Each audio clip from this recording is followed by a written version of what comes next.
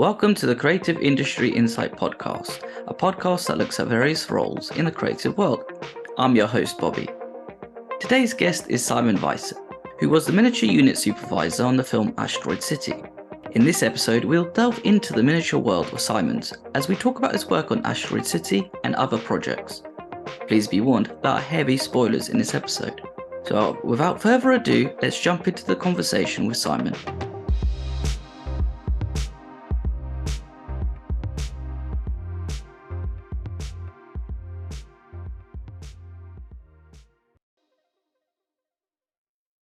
Hi, Simon. Thank you for joining me today. Nice to meet you. Thanks for having me. And I'm glad we can organize something. I know I'm quite intrigued to sort of jump into the whole world of sort of miniatures and prop making. And I'm really happy that we could organize something and talk about Asteroid City as well. Mm-hmm. But before we sort of jump in to talk about the film itself, can you tell us a little bit more about what you and your team do and what is it like working with miniatures and what prop making entails? The thing is, I have been working for miniature sets, let's say more than 30 years ago, on films like The Adventures of Baron Munchausen by Terry Gilliam and Event Horizon, which was shot in Pinewood Studios. But there was a time CGI arrived, so all these computers doing fantastic things, and I said to myself, okay, my work as miniature maker for model maker for visual effects is done. I'm done. I can't work on this anymore. So I specialized in prop making for films. So because you still need very special props for example, for science fiction films. So you need to build special guns, or for historical films, you have a medical instrument which you can't find, you have to build it. So over the years, I went from miniatures to prop making. But I must say that these last years, and mostly because of Wes Anderson, but also with other filmmakers, they like to come back to these, let's say, old traditional techniques for films. To be honest, I have too much to do because everybody's asking, oh, can we have for our visual effects those miniatures like you did 20 or 30 years before? And it's amazing because it's not only films, it's commercials, maybe some music videos where they need these techniques. So it was surprising for me that this is coming back, and I have a good crew. It's not easy to find new people working with these techniques because most of the time younger people think we can do everything on the computer, which is right. I like to work with CGI in addition to our miniatures, but sometimes it's like you have filmmakers who like to shoot on celluloid, on film again, and it's old and new in the same time. So it's kind of exciting to do this again in my age of 62. It's just quite funny how things have gone full circle, that at some point you were saying, like, when they sort of started introducing visual effects more with computer base, and the sort of like the idea of like things are moving along technologically, but then it's funny, at a certain point now miniatures have come back in fashion, shall we say, in the way that people are wanting to create things. Especially like for me, when I was younger, I think my first sort of experience with seeing miniatures on screen was probably something to do with like Captain Scarlet or Stingray, with the puppets and how they used to create their worlds.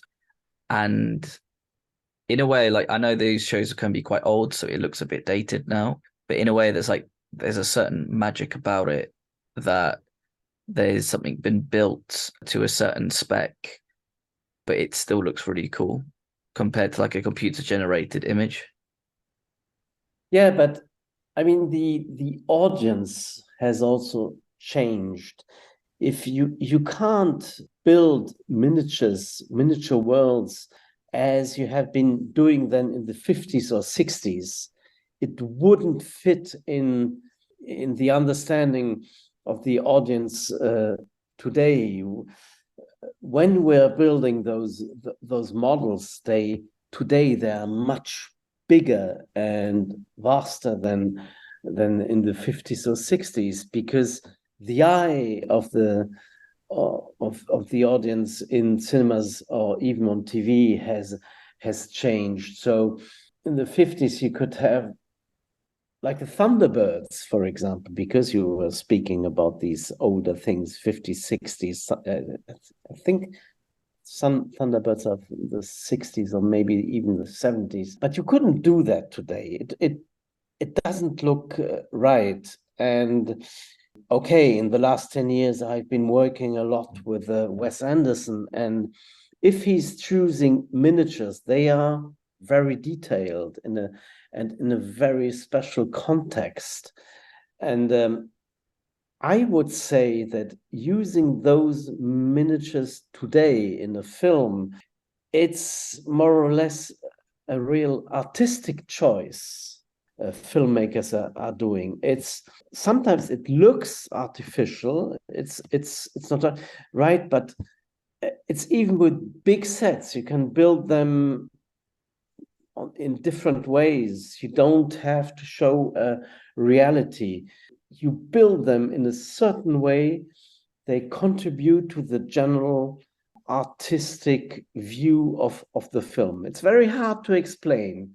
Yeah, even with other filmmakers, now they say, I want a miniature along with CGI just to create something else.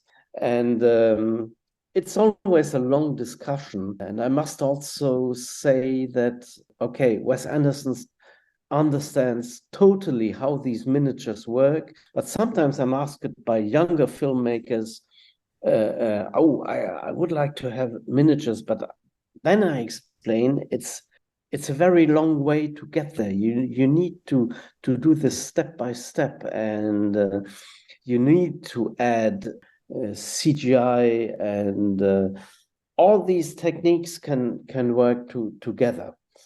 It's not easy. It's I also think it's quite expensive, because you need all these model makers for weeks and months, and then the producers will say, oh, that's much too expensive. Why don't we come back to CGI? And that's always a discussion between me, the filmmaker, the producers. Sometimes I'm discussing more about money than creativity in a film.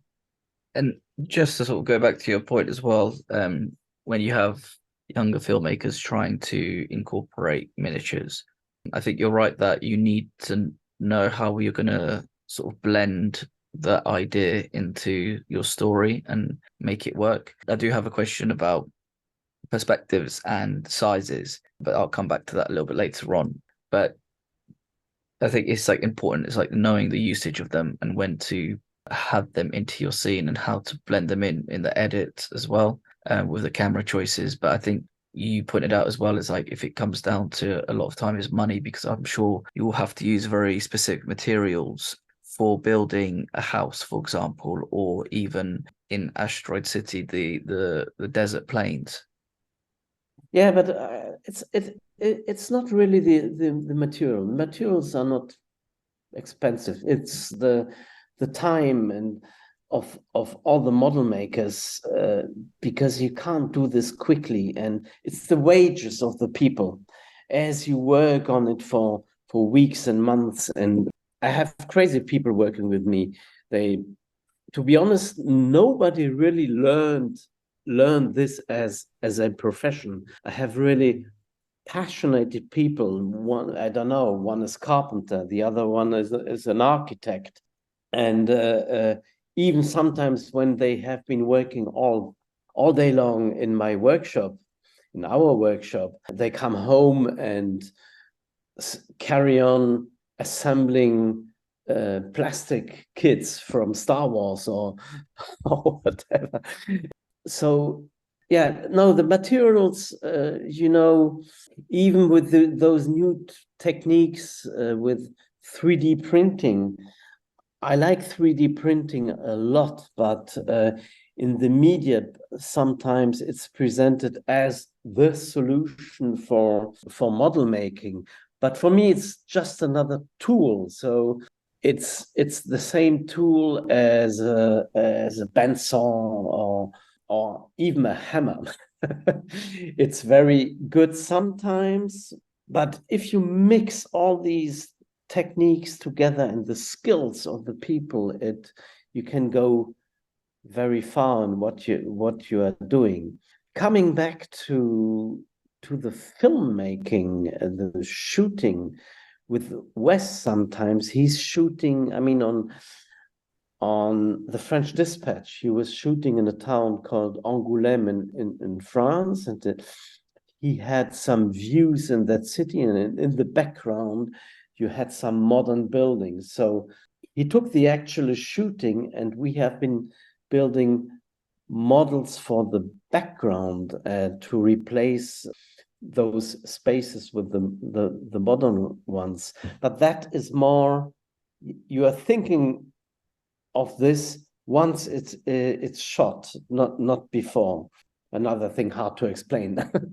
I think I know what you mean in terms of like the perspective of what you have, in terms of like, for example, as you said in French Dispatch, I think if there's items that they want to put in, and then using those sort of models to hide what they've shot in terms of like adding to the scene rather than slash taking away. Like it's like the old, like when you see the really old stunt videos from like Buster Keaton days where it's like a matte painting effectively of like when it looks like he's falling down an elevator shaft, for example, but it's not actually him doing that. It's just the way that they've created the sort of design of it all.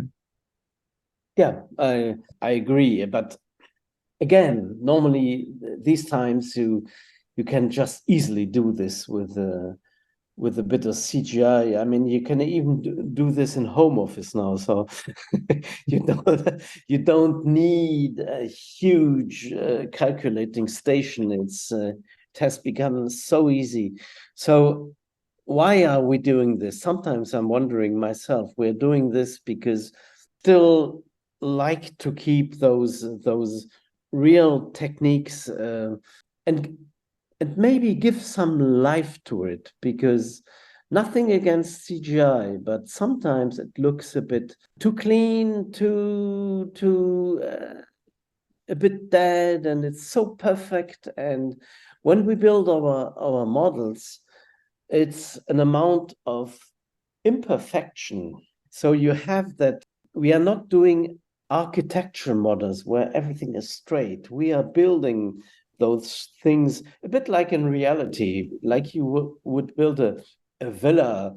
You would have that villa, and maybe some tiles are not right, and the plants are growing over the roof, and so all these little details make these miniatures reliable and real. But again, I'm always talking about that artistic choice. You really need to want it. You want these imperfections in your films. Yeah, and I think having those miniatures where you're talking about how it's different to CGI, it's like creating a more lived-in environment for people to be transformed in, rather than that clean look. And I think as well, like just the miniature little details of like on a train, for example, in Asteroid City, is the way that it's probably, even though it's painted in a specific yellow, but that specific yellow will need to have that sort of dust look to it to see that it's something that's been used constantly over how many years the train service has been running. Yeah, talking about that train in Asteroid City, that was amazing, because that's a bit a problem with our profession, because when you are speaking about model making, people immediately think about model trains. So a lot of people think that at my home, where I have no miniatures, I try to stay clean. They think I have a big train thing at my home, maybe in the basement, but no. But that train from Asteroid City was quite particular, because production said to us, we would like to have those trains as big as possible. Miniatures, but very big. And I said, okay, I'm not really used to that, because in Europe, we have certain scales of trains, and the biggest you can find are, think, in 22nd scale, and they are mostly in the UK. But then they said to me, but you know, in America, we have these huge trains in 8th scale. And, you know, everything is bigger in America. So they have these huge trains where the main engine of the train we had was 2 meters long. And you have these Americans in Texas and elsewhere where they have huge gardens. It's more than a garden, it's a park. And they are running their trains there. So we got all these pieces from the US. I got all this in my small workshop in Berlin, and we had to assemble all those metal pieces, heavy metal pieces, to build that train. So actually, they have all these pieces for a train from the 50s, which is called the EMDF-7. Then Wes came up and said, okay, but I want the main engine in yellow, and a bright yellow, and then all the cars behind, they will not look like normal cars behind a train. We had cars with avocados on it. You would never ship avocados just throwing them on a train car. We had a nuclear bomb and all this. This 8 scale was crazy. And to explain how we shot this, the film Asteroid City was shot in a small city near Madrid called Chinchon, and they have built a huge set, which was 1.5 kilometers long, with a village in the middle, with holiday houses and a gas station and a diner and everything. Everything was built there. And once they have finished principal photography with all the actors, we came with all our train parts and used that set. They have taken off the houses and the gas station. We used the background for our train shooting. So that was very interesting, because we had our train in 8th scale and then those huge mountains in the background. And I was not sure if it would work, but it worked. Sometimes we had problems because you had a road with the force perspective, but the force perspective was done for a full-size set, but not for our train. So we never used that force perspective. But it's crazy, because we used that huge set to set up all our tracks for the train. We even had a remote control for the main engine. And we had 6 weeks of shooting for 1 minute and 20 seconds of footage with that train. Wow, that's I know in film that like sometimes they do have a number of weeks to film a scene and it will be cut down, but 6 weeks to equate to like 1 minute and 30 footage is pretty incredible. Yeah, I mean, on the French Dispatch, we had a view of an imaginary town called Ennui sur Blasé. It was an imaginary Paris from the 50s. We were building that model of that town and the foreground and the background for about 3 months. And in the film, you see that landscape with the city for about 1.5 seconds. But it's okay. It's not a problem. The important thing is that you see it one time, and even if it's 1 second, if you have 500,000 people watching this, it's going to be 500,000 seconds. That's a good way of looking at it, that the more eyes on it, the more times it's being seen. There is something that you mentioned as well, whilst you explain the whole train sequence, and that's about the size of the models. Because I know sometimes when people think, when there's certain times where there's certain directors that will use miniatures, but the miniatures will actually be quite big. So it could actually, even though it is a miniature of a big fortress, they could still be 10 feet high and 20 feet wide. So it's not exactly a miniature. But when it comes to building these sets and creating something for size, where do you go about in terms of thinking about how much of a scale we should use? Is that something that's discussed between yourself and the production designer and Wes, or is it a case of we follow a set scale?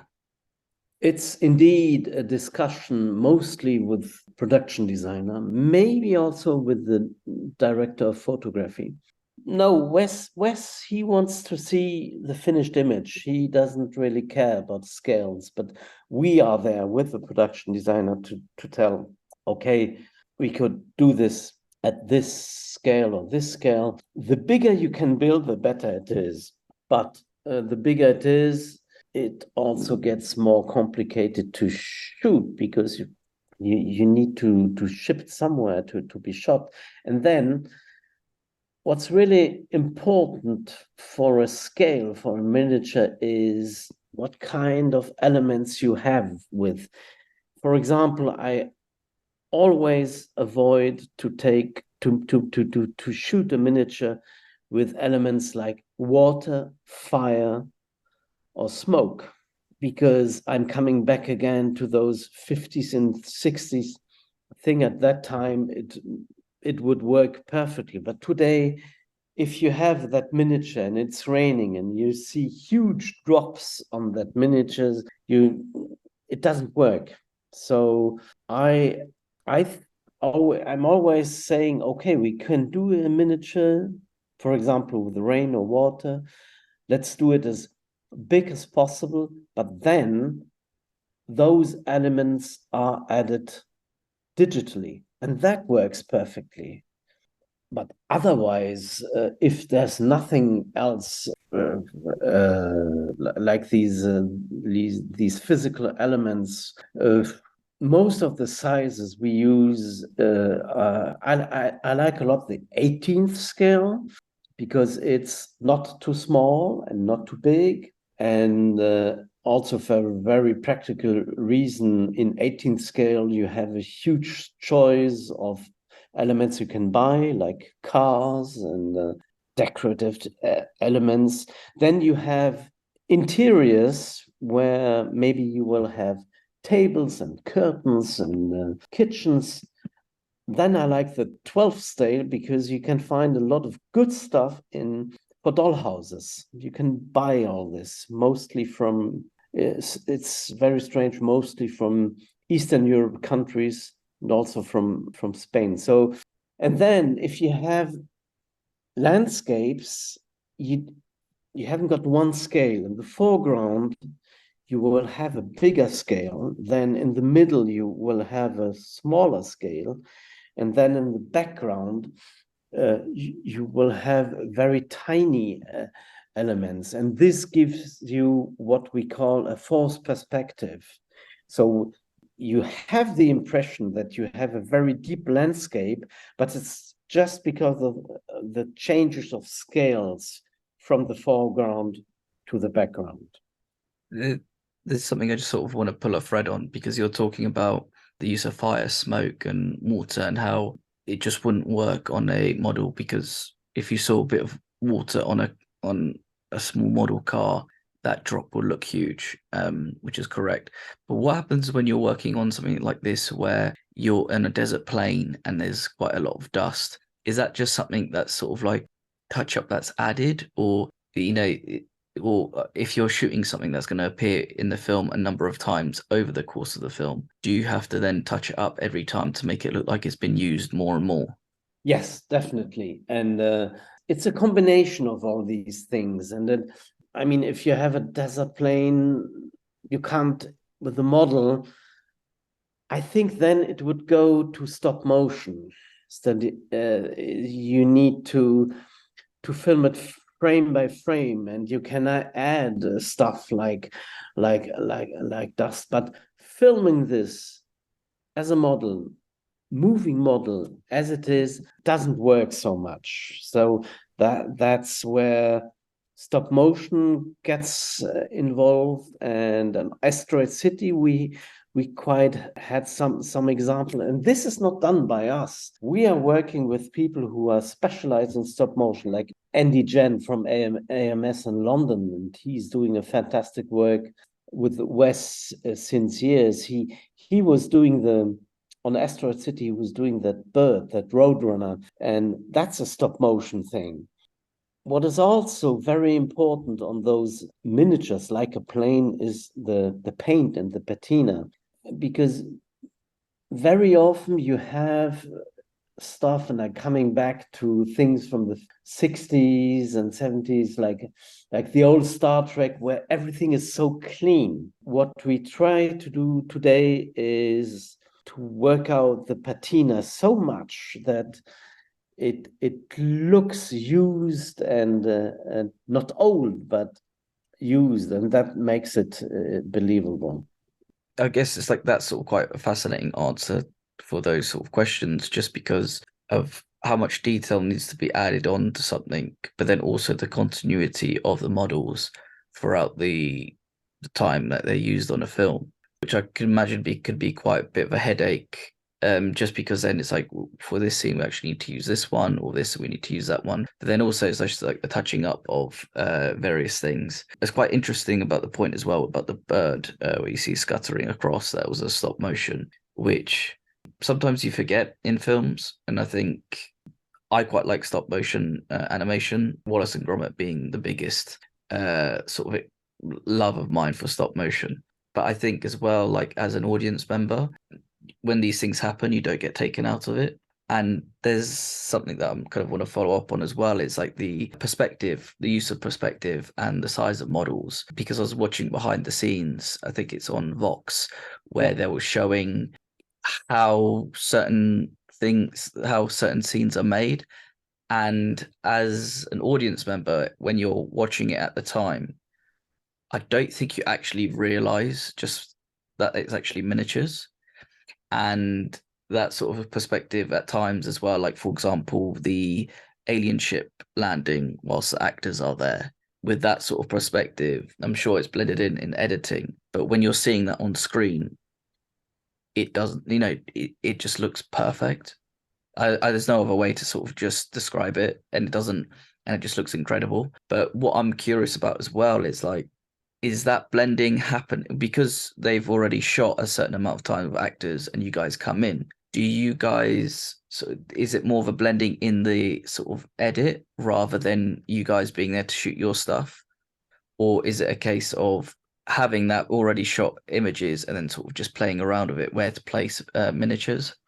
Yeah, I mean, that scene with the spaceship is a very good example, because they have shot scenes with the actors and background of a crater, and then you have that spaceship on top. Now, this is it's a composed image. I mean, Wes would go as far as possible in avoiding compositing, but at one moment you have no choice. So they have shot in that full-size crate in Jinchon with the actors. We have built a crater at the scale of the spaceship, but later on it was composed, and I was quite surprised because I was a bit skeptical about how would this work together. But again, it's very quick, so you don't notice. I see some mistakes when I watch it as I'm working on this, and they could have done a bit differently. But for the audience, it's really okay. Maybe I would like to add something, because on Asteroid City, we did also a lot of props, a lot of prop making. For example, you have all these vending machines with the martini machines, with ammunition, with stockings and milk and beer. And Weston, the production designer, said to us, maybe as you are building those miniatures, we want that same quality of work in the props, in some props. So we did these vending machines, we did all the inventions, the young people who went to that invention convention, we did all of them, all these tiny machines they had. So actually, this was a model making in full size. I don't know if you would have people building props, but production designer insisted to have us to do those props, and that was very funny, because working on all these inventions, we had to invent ideas ourselves to make all this work. I do want to go on to the sort of martini cocktail making machines. I think as well, just following up on the invention convention, should we say, with the science, I think because like these films have a certain stylistic look and feel and even sort of tone, do you get a little bit more free reign that you could make these props a little bit more sort of kooky and a little bit more, because there is that sci-fi element, but you can scale back on that sci-fi element and make it more of a, you could design it a little bit, you could have a little bit more creative freedom, should I say, with it. Yeah, even if in the beginning the art department is drawing quite good sketches about these props and even miniatures, we get good drawings by Turlo Griffin and another guy, but then the drawings we get, which are approved by Wes and Adam Stockhausen, the production designer, they still give us a certain freedom to adapt the drawing in our way, because sometimes on the drawing it looks so good, but when you try to build the volume, it doesn't work all the time. Then you realize, okay, you have to add stuff or change a bit the size and the shape of these props or models. So they leave us a certain freedom in what we are creating while we're doing this. And when we're building these miniatures or props, I'm always sending to Adam Stockhausen or Wes Anderson or even the producer the pictures of the work in progress. So because sometimes we as I said, we realize, oh, this looks good on the drawing, but when you build it, it doesn't work. So or we keep it like that, or we change it, and that's all the work in progress decision and discussions we have. It's a whole process we are doing. Yeah, and it's sort of a one that's sort of always in like a prototype, as in there's a lot of probably research and development and how it's going to look. How can you go from one, even if there's somebody who's drawn something, it might not be practical when you're actually making it because of size or design or whatnot. So I can imagine a lot goes into that and how it's going to look and play out on screen. Yeah, and another thing which I realized these recent years, it's that, as I said, paint patina is very important, but also the graphics. For the Wes Anderson films, and even on Asteroid City, we have a fantastic person called Erica Dawn. He's working all those graphics for the film from the beginning to the end. It's not only for the miniatures, it's also for our props. If you add a good working graphic on what we are doing, it changes everything. When you mention about the working graphic, what does that necessarily change? Is that just something because let's just say the graphic they're adding on needs to use acrylic to stick onto it? Will that affect the design, or is it a case of incorporating a graphic onto the prop itself?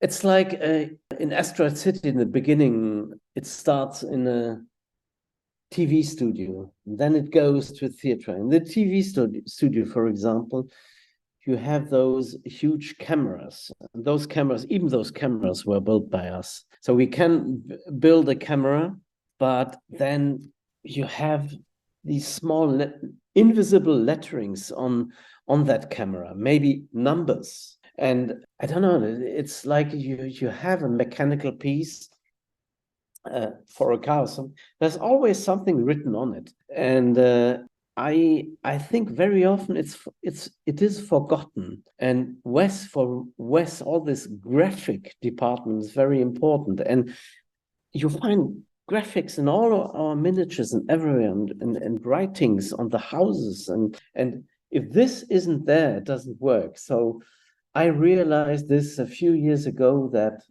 graphics, mostly lettering, it's like a good patina. You need it to make it believable. I just have another sort of question as well. I've got a few more questions that I would like to ask, but there's one you mentioned, a thing called patina. What is a patina? Because I don't actually know, and I don't want to pretend that I know what it is. Patina is you paint something, and then a patina would be maybe the dirty down of something. And that's a big issue because I have a lot of good painters. They are perfect in painting a full-size set, I mean, doors or whatever. But then you have a miniature, let's say in 18th scale, and they have to paint all this in 18th scale. And then you have maybe a water rundown somewhere. You just can't go there with a big brush. You need a very fine brush and think how this dirty water would run down a wall. So it goes into the bricks and then maybe to the window. And this is what I call a patina. It's you can have a patina on a full-size set. You dirty it down, but it's just more difficult on a miniature because you have to think very smaller. And I must say it's a big problem for me. For the moment, I have two very good painters who understand this, who understand that in a miniature, the paint would look very different from a full-size set. And sometimes we are discussing and arguing about that paint and what I call patina, because it's done too roughly, like on the big set. On the miniature, you need really to think how I gonna do this in that scale. And the smaller it is, the more difficult it is, because you need, the smaller it is, the more time you will spend with your small brush on that model. I hope this explains a bit. Yeah, I personally totally get it. It's this sort of this, as you said, the dirtying down of models and having it more lived in, but it's also as an artist, having the finesse to be able to know how to do it, because it's, as you said, slightly different if you had a 100-foot wall compared to a 1-foot wall, where you would have to be very delicate in the way it's done. Yeah, and also there's another thing. When you look at the the model with your eyes, you think, oh, that looks dirty and that looks old. But then you put a camera on it, and it's very strange. With the camera, it becomes clean. So we exaggerate the painting and that patina. We make it as dirty as possible. And it's very strange. You put a camera on it, even a film camera, it doesn't look the same. So we try to sometimes we have a model, and in our workshop we use cameras ourselves to see how does it look on the screen. Yeah, and I'm sure like there's probably endless tests that you guys have to do as well in terms of like how things will look on screen and little sort of intricate details that need to be added on, which is also something that's quite mind-blowing as like an audience member, just because I guess as an audience member you don't process in your mind that these things need to be taken into consideration, like as you said, how would water trickle down on this cart, or how how the gutters would look on a house after being built 50 years ago, for example, of the time period, which is something, again, it's like those miniature details is stuff that make or break the look, really, doesn't it? Yeah, and we are practicing this since years, and still now we are sometimes hesitating how we gonna paint this and how we gonna do this, and even you work for weeks and months on certain models, and then you arrive at the studio, and suddenly the director of photography is coming, putting all this light on these miniatures, and it looks so different. You discover your work, because in the workshop you never have those conditions, you never have those lighting conditions, and then most of the time we will have to change stuff in the last minute, because before it's shut. But you get used to, once you're in the studio, you will have to not to repaint the whole thing, but nearly. Unfortunately, that's something that probably happens as well, and it's just probably quite frustrating. But then also, I guess, probably rewarding once you sort of get it right and it's ready to shoot. Yeah, and yeah, sometimes it happened that we have built something, and then you arrive on set, and then nobody likes it. So it's just cancelled.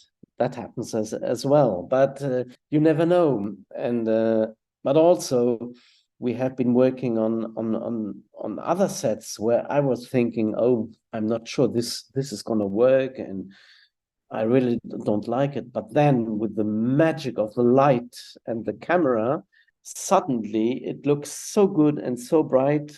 This is still surprising myself. I guess that's a good sign as well if it's still surprising you after all this time. And I guess that's like the magic of what you do and how it looks on screen. But I still think that's still cool to hear that it still surprises you even to now. It's still every new film and every new model is a new challenge.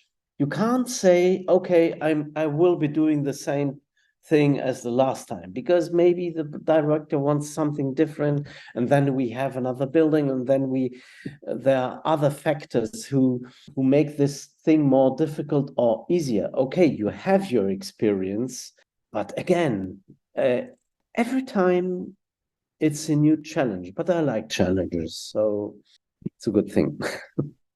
What's a job without a challenge, eh?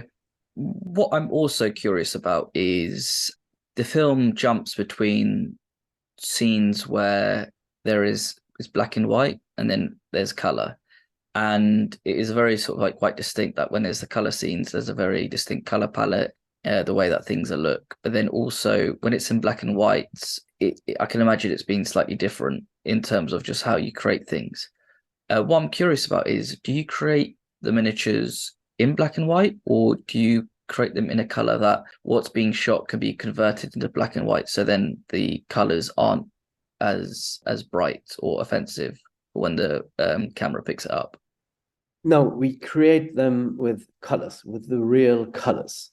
Because if you try to have these different gray shades, nuances of gray, that can be very risky. You would never, you think you're doing things in black and white, but no, you start from a color. I mean, it's like if you're shooting a live scene on the street, for example, which is built in a studio, they would, I guess so, they would build it and paint it with the real colors. It's just shot in black and white. And for me, it works better. So if you try to recreate a black and white scene, we made it, but it didn't really work. So we just start from reality. Okay, that's quite interesting to hear, because I know that sometimes on certain shows where they have a black and white scene, they usually shoot it in a certain color that doesn't pick up, like they can convert into black and white later on. But to hear that these miniatures been built in a specific way and not to risk it is quite fascinating as well, because that's something that probably needs to play in your mind as well, that there is a certain way that this needs to be made and you can't risk doing it a different way.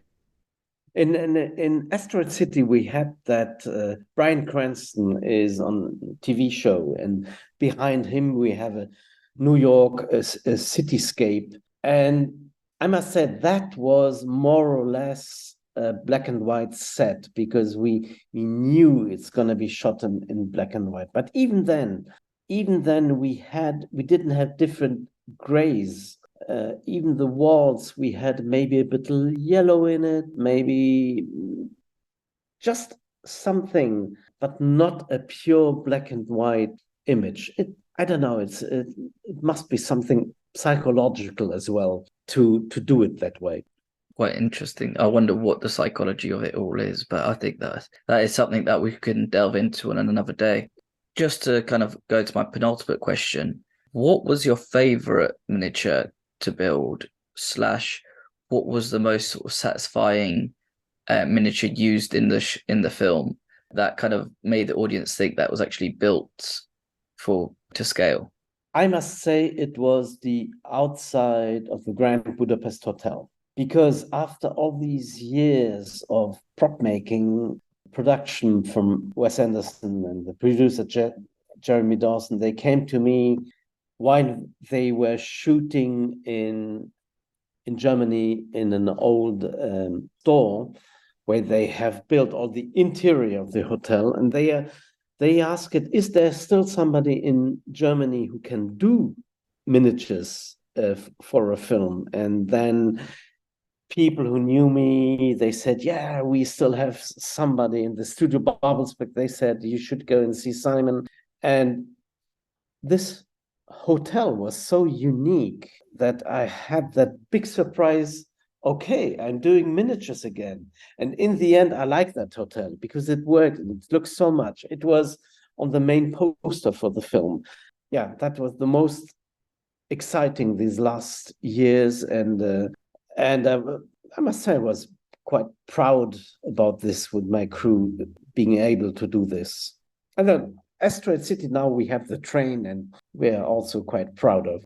Yeah, there's two solid choices, because I think when I was doing the research, I saw that in the Grand Budapest Hotel, the hotel itself being a miniature, and I think you said it was about 4 or 5 meters long, and it does look incredible. But I think on top of that is the color palette used for the pink, and having that sort of snow area, looking at it, and then the design, it is quite incredible. And I think it's one of those that's quite up there, that when you see miniatures usage in film, it's like, wow, it takes your breath away. It's the same when you see the Hogwarts Castle and seeing that was made as a miniature, and you just think, like, I don't know. I guess as someone that's like someone has built this hand by hand, and it's like the delicateness needed and the finesse needed to create this, rather than something that's done on a computer, which I'm sure can be just as impressive. But that sort of handcraft is something that you just can't take away to take your breath away.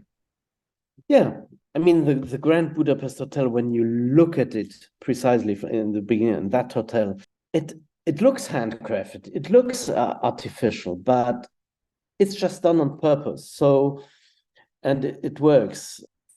There's one example, the entrance of the hotel, the main door, they have built one in full size with the actors, for the actors, and the car in front of that door. And then you see the main entrance of our miniature hotel, and those two pictures look totally different. And it's there's no continuity.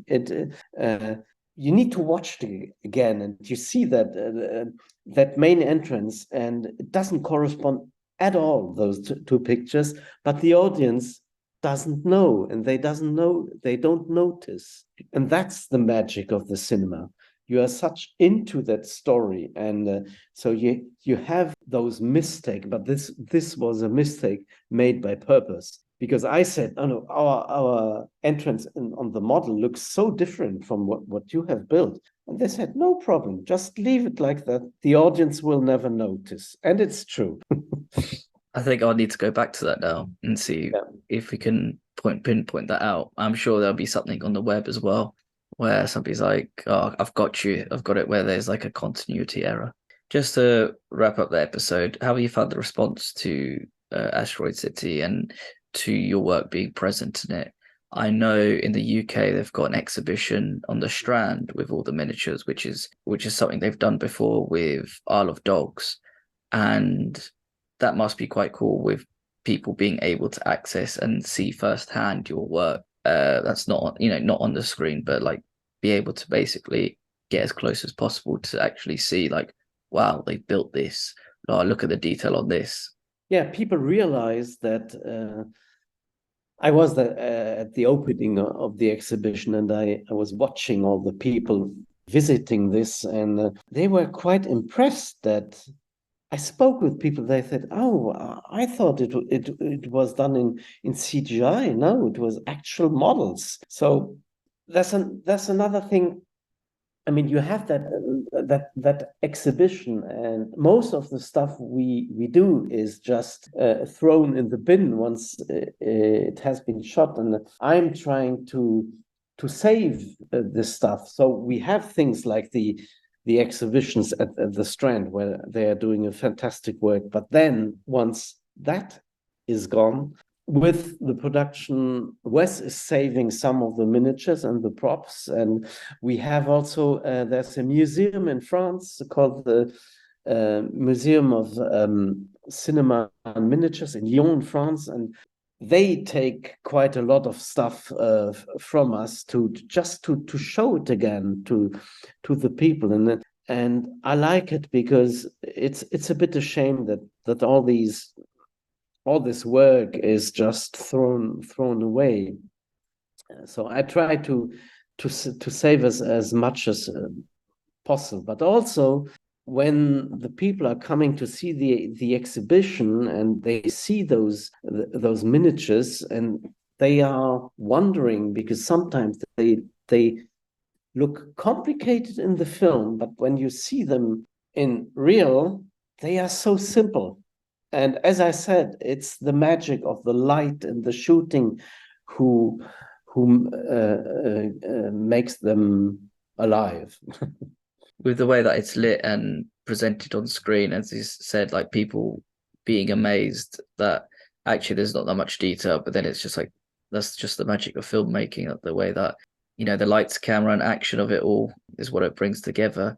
But I think as well, hearing you when you're sort of just talking to people who visited the exhibition, and just how I think we were so accustomed to that CGI, but then I wonder, I can imagine like their faces being slightly blown away that actually, wow, like this is all models, this is all handcrafted, and it's just, I think there's just again a certain art to it that it's a great way that people are discovering it, and that you can see these things for real rather than for example, like a video on YouTube. I think there's just a different feel to it, seeing it, and the scale, and I guess it's for you feel not intimacy. It's probably the wrong word, but it's you as an audience member. Again, it's like another way of you being transported into the film and having those moments by yourself to see it in person.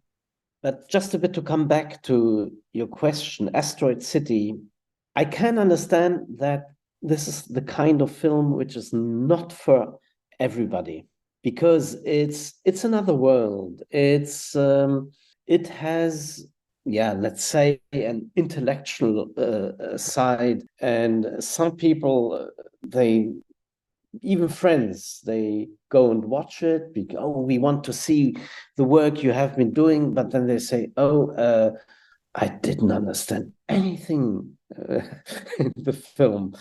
But I say to them, no, that's okay. It's not everybody's taste, and even for me, there are things I like in it, others not, and yeah. And the audience can be critical, but that's okay. And I have other people who are saying, "Oh, that's the best film I've seen since a few years." So it depends how it touches the mind of the people. But yeah, you like it or you don't like it, and that's okay. And that's the beauty of art. It's all subjective and we can always jump into it. I think with the film, I think as an audience member, it's a bit like, oh, it takes a bit of time to actually understand what's going on. But I think there's one critical scene which kind of wraps it all up nicely, and that's when Jason Schwartzman's character comes out and he talks to Margot Robbie's character. And then you kind of understand that it's like understanding your place in a world due to certain events. You have the kids trying to find their place in the world as kids. You've got father trying to find his place in the world after the death of his wife. And it's also then the writer who's writing the play is like finding his way in the world by telling his message. And it just has great moments like that where you kind of just like, when it clicks, it's incredible. And I think what occurs to me in my mind as well is like the quote that Paul Schrader had said is like, the best sign of a film is when it starts after you leave the cinema. So you're still thinking about it and going through it. And there's those sort of moments. And it's not just the moments as well, but it's also the imagery of the film and the miniatures used and the style that's enhanced in it. Yeah, that's a very great moment to say this. I thank you for that. No, Simon, thank you for joining me and speaking to me about Asteroid City, which is out on VOD now. So go out, watch it, see Simon's work. I'll make sure that there's a link to images that you've posted as well, so people can see the craft and all the hard work that you and your team have put in, not just for Asteroid City, but for previous films as well. Thank you so much. You take care now, Simon. Bye-bye. Take care. Bye-bye.